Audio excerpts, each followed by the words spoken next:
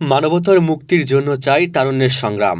এই প্রতিপাদ্য বিষয়কে সামনে রেখে সিলেট বিভাগীয় হিজবুত তৌহিদ ছাত্র ফোরামের উদ্যোগে আলোচনা সভা ও ইফতার মাহফিল অনুষ্ঠিত হয়েছে।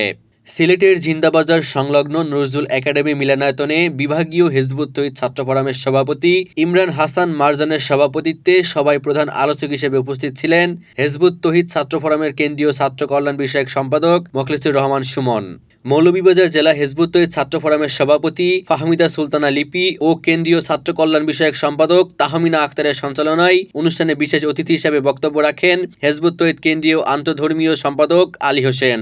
বক্তারা বলেন, মানবজাতি বর্তমানে এক চরম ক্রান্তিকাল অতিক্রম করছে। মানুষের তৈরি বিভিন্ন মতবাদ ও ব্যবস্থার কারণে বিশ্বজুড়ে অন্যায়, অবিচার, সহিংসতা ও বিভেদ ছড়িয়ে পড়েছে।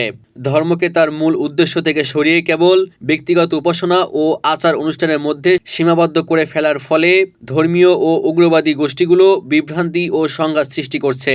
এতে মানবজাতির জন্য স্থায়ী শান্তি ও নিরাপত্তা প্রতিষ্ঠা ব্যাহত হচ্ছে। তারা আরও বলেন, এই পরিস্থিতি থেকে উত্তরণের একমাত্র পথ হল স্রষ্টার দেখানো জীবন ব্যবস্থা অনুসরণ করা।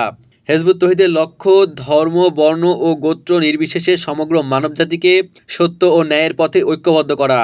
সংগঠনটি জঙ্গিবাদ, সাম্প্রদায়িকতা ও ধর্ম ব্যবসার বিরুদ্ধে একটি আদর্শিক আন্দোলন বলে উল্লেখ করে বক্তারা জানান, তাদের উদ্দেশ্য রাজনৈতিক ক্ষমতা দখল নয়, বরং মানুষের চিন্তায় ইতিবাচক পরিবর্তন এনে শান্তিময় বিশ্ব গঠন করা। তরুণ ছাত্র সমাজকে মানব কল্যাণে কাজ করার আহ্বানও জানানো হয় সভা থেকে।